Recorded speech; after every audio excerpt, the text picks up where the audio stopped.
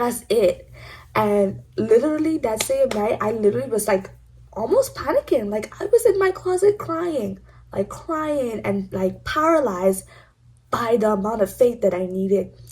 Like my mommy, she literally had to like rough me up to finish pack. Like it was bad. Like it was bad. I was paralyzed.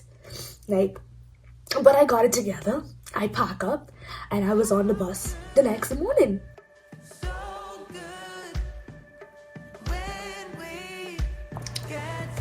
Hello, I am back, y'all. I was sick, like literally sick like a dog. I woke up after church on Sunday and literally had a fever, chilled, shake, body aches that lasted for like 3 days.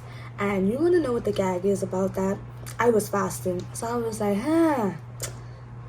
you really think I'm gonna break this fast just because I'm fasting and I got sick? So yeah, God is faithful. I got through that and now I'm here. I took a week off. I was gonna power through and I was gonna still post a video, but I was like, nah. I'm gonna rest. You know, God calls us to rest sometimes, so I rested and now we're back.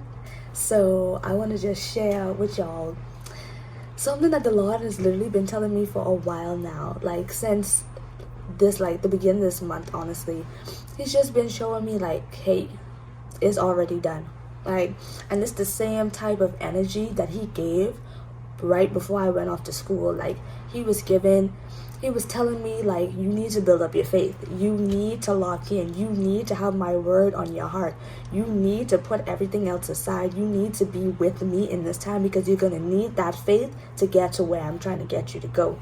So a little backstory. I haven't really started telling my testimony on this as yet, but I feel like this will be a good start. I feel like this would be a great start to just start talking about it. So I'm just gonna share a little part.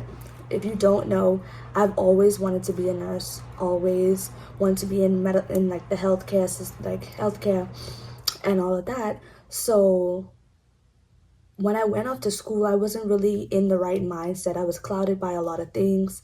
I was distracted, and I didn't like when my mom used to say that because I'm like, I'm not distracted, bro. I'm going to school. But in reality, I was. Other things were on my mind. I was partying, I was drinking, I was smoking, I was doing stuff that I wasn't supposed to be doing. And yeah, it literally set me back so much in like my life. And I didn't realize that until I started having these encounters with God. And it was just like God was being brought up a lot in a good light and in a bad light. At some point, TikTok even tried to convince me that saying the name of Jesus was bad. So I was like, don't know what was going on. It was really a battle against my mind during that time because literally during that time, it was like a short amount of time in between where that happened and I got baptized. So like the enemy really was trying with my mind to help me not to see that God is about to do something great. So fast forward, I got baptized and I started realizing that, hey, my life ain't really looking the way, all these other Christians look. Like, I got baptized, but I still don't feel anything. Like, what am I missing? So I was like, okay, I need to start reading my word more. I need to start figuring out who this God actually is. Like, I got baptized, but what to do next? So I started reading. I read John and I read Proverbs. I read these two daily, like every day, like one chapter a day. In the morning, I probably would have read John, and in the night, I probably would have read Proverbs. But that was me for a month, and I was off with social media. Like I was off for an entire month. I ate those books, and then after that, it was crazy because literally the first couple of chapters I read, I was like, I didn't understand. I was reading it and it was just words. And then as I continued to read it, it started to like slap me a little bit, especially Proverbs. It was like calling me a fool, and I didn't understand why that was happening. But then I realized like this was God speaking to me. So as I opened my ears, with every time I would read the chapter, I would open my ears and I would be like, okay, I get what you're saying. I get what you're saying. I probably shouldn't be doing that. Wow, I really shouldn't be doing that. Like that what was happening, in that time. And then I sat back and I realized like, hey, everybody else in nursing school and I still, hey, I about to fail my semester. Like, what am I gonna do? So I literally sat down with God and I was like, God, I don't like that. I've always wanted to be a nurse. I've always wanted to be in healthcare. These people just decided because it was easy that they wanted to do that. Like, this is a passion of mine. Like, that's where I need to be. This was literally a conversation between me and God. I was upset, actually. And so he heard my prayer. He started making things happen for me. Like, even though I failed that semester, I was able to take those classes over during the summer. And during the summer, when I was home taking these classes online, I was really prioritizing God and focusing on school and doing things that I was supposed to be doing during that summer. And as he was seeing that I was serious about the things that I was asking for, I was serious about him renewing my mind, I was serious about taking my walk seriously, then he was like, all right, let's turn it up a notch. Let's turn it up a notch. And so he was like, okay, go back. Because at first he told me to quit my job and go back home. I was like, God, I just got this job after not having a job for 2 months. But he was like, quit that job and go home. I was like, bet. So I quit my job and I gone home. He was like, start a young adults ministry. Did that. Met some lovely people. Still talk to them to this day. Then he was like, okay, I didn't tell you to stay here because I thought that's what he was saying. He was like, now go back. I was like, what do you mean go back? So he said, go back. Then there was a conference, and this conference basically was him telling me to stop smoking. So I was like, I hear you this whole time. Why are you telling me to stop smoking? Why are you telling me to stop smoking? He told me this day after day. The pastor say, I know you doing this. I know you doing this. I know you smoking. You need to stop. If you want what God have for you, you gotta stop. And I was literally sitting back and I was looking back and I was like, nah. 3 days, day 1 go by, he said. Day 2 go by, he said. Every day they was opening the altar. I didn't go. 3 days, the 3rd day come, and he was like, you won't get your breakthrough if you don't stop. I didn't stop. I went home on the balcony, did what I need to do. Now I'm talking about God again because I'm like, God, you ain't talking to me. We have, we good. Like, I hear you clearly. Like, we Gucci. I don't need to, And as I was talking about God, you know what he did? He took my tongue away. He said, stop talking. He said, stop talking. He took my tongue away because he literally was like, you taking me for conk. Now I gotta show you I'm really about that if you don't stop. And I literally was like, I couldn't talk. I couldn't speak. And so I went to the bathroom and I literally was bawling my eyes out and I repented in my head. And I kept repenting until my tongue come back, until I could speak again. Like, y'all thinking that this Bible be joking. Like, y'all think that this is a joke. It's not. When Zachariah didn't believe that angel, he went mute until the baby was born. This is not a joke. God is not a joke. When he wants to do something in your life and you don't believe the things that are coming out of his mouth and the things that are coming through his prophets, anybody that's given a message to you, oh, best believe you will be dealt with. And I was dealt with. So I stopped. I didn't know why I stopped. I said, God, you tell me to stop, so I can stop. And I literally went cold turkey. I locked myself in the room. Everybody else doing what they want to do. And I was locked in my room. And I was literally, the scent was coming through under my door. I was in my room, cold turkey, worshiping, really locking in with God, trying to figure out why he putting me through this. I promise y'all, everything that God does is for a reason. And so I literally did that in October, and then I was like, okay, God, school, like what school, when you want me to go to school? At first in my mind, I was saying, okay, I won't be able to make it in for spring because that's too soon. And then I was like, okay, let me just focus on going in for fall or the summer. So God was like, no, that's the school I want you to go to. That school. I said, you sure, God? And he was like, yes. And I said, okay, if you sure about that school, let that be the first thing that they say at church. I promise you, the first thing that those people said on the stage was, you ask God for a sign, ask no more, go and apply. And I did. And I did go and apply, and I did get accepted. I didn't know that I was going to start in spring yet, though. And so, literally, I was in contact, the admissions lady put me in contact with my advisor of the nursing program, and we was talking, and she was like, you have to take this exam. I was like, okay. I take this. I gone and study. I locked down for the whole Christmas break. I studied. I didn't get the grade that I needed. But you know what God said? I said that you're going to school. Literally, that woman emailed me back. And she said, all hope is not lost. And I bet your bottom butt, God did. God would literally move heaven on earth for you. Like, he literally showed me that there's nothing that is impossible for God. Nothing. If he said it, he will do it. He is a man of his word. That is true. That is factual. And that man, God told me to get on the bus. He told me to pack up all my stuff, y'all. I had to take my exam on the day before my birthday. January 2nd, I took that exam. January 3rd, my birthday.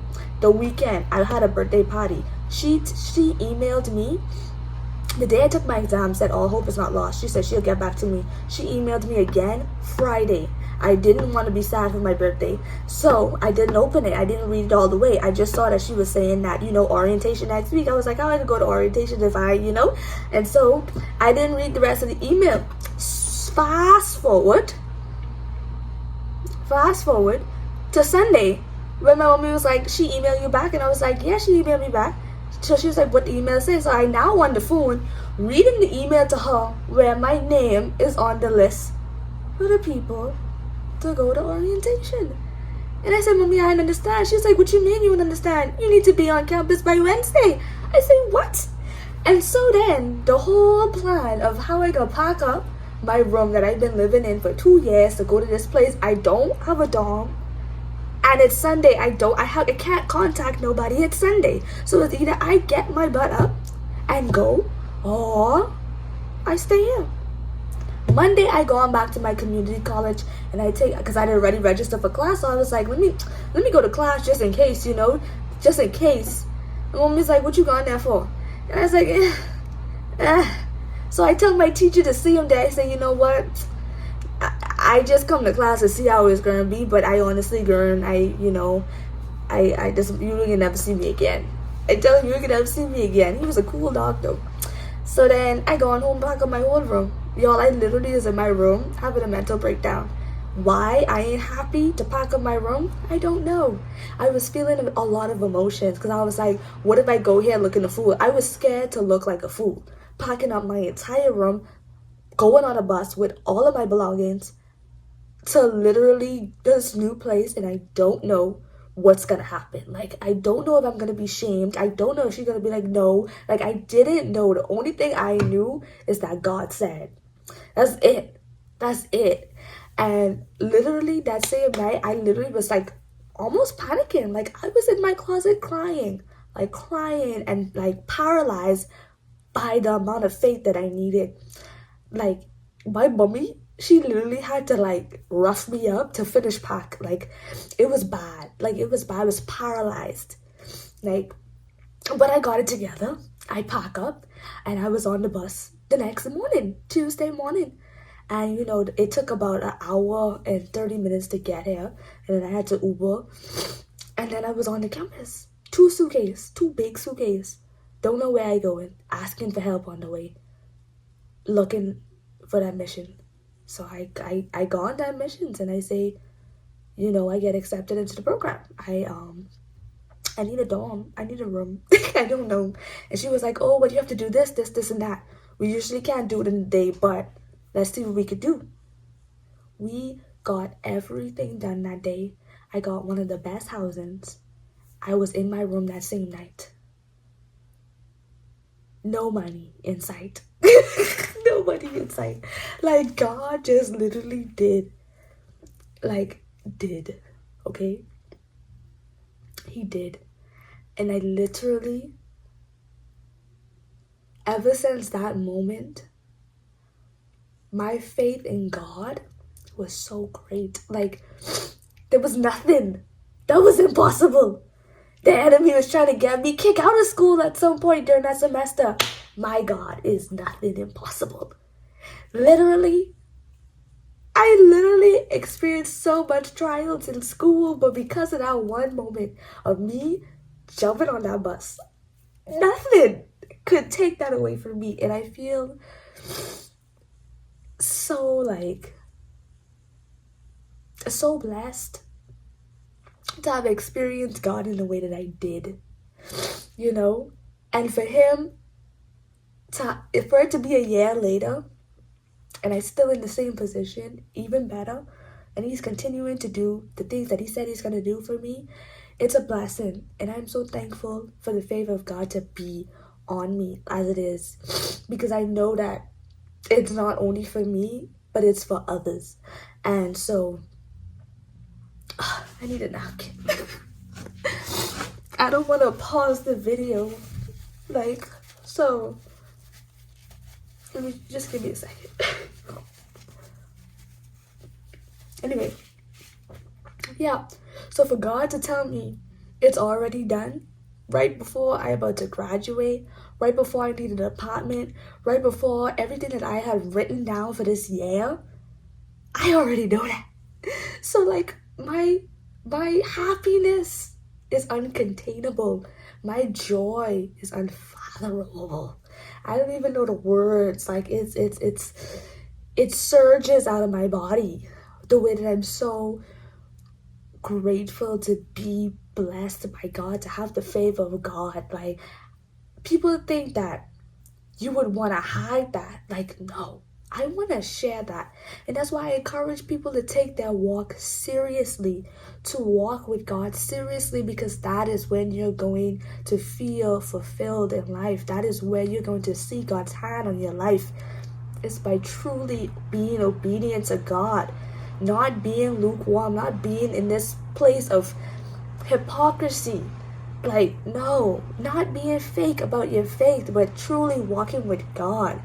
To the point that when you may think that you have fallen, God never left you. He's just waiting on you.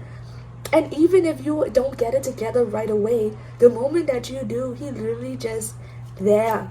He just remind you, he show you that he never left you. And so that's a part of my testimony that I wanted to share today.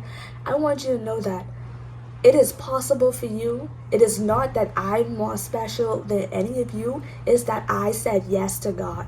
And I know that you could say yes to God, because I was the person that would have never back then thought I would have said yes to God, okay? So it is possible for you, because it was possible for me, and God will do in your life way more in your life than he probably wouldn't have done in mine. Like, you don't know what God has for you until you give it a try. I said, God, I want to give this my hardest. I want to try my hardest. I said, I've tried to know you my whole life.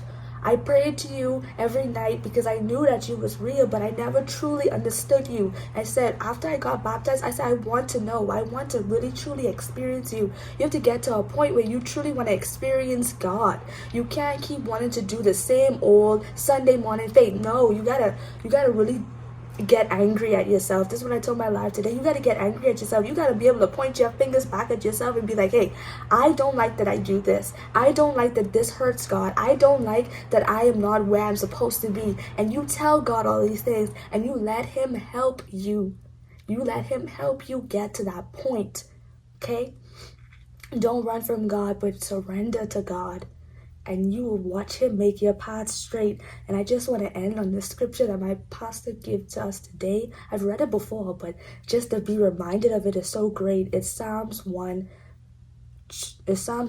verse 1 through 3. It says, how happy is the one who does not walk in the advice of the wicked, or stand in the pathway with sinners, or sit in the company of mockers. Instead, his delight is in the Lord's instruction, and he meditates on it day and night. He is like a tree planted beside flowing streams, and that bears its fruit in its season, and its leaves does not wither. Whatever he does prospers.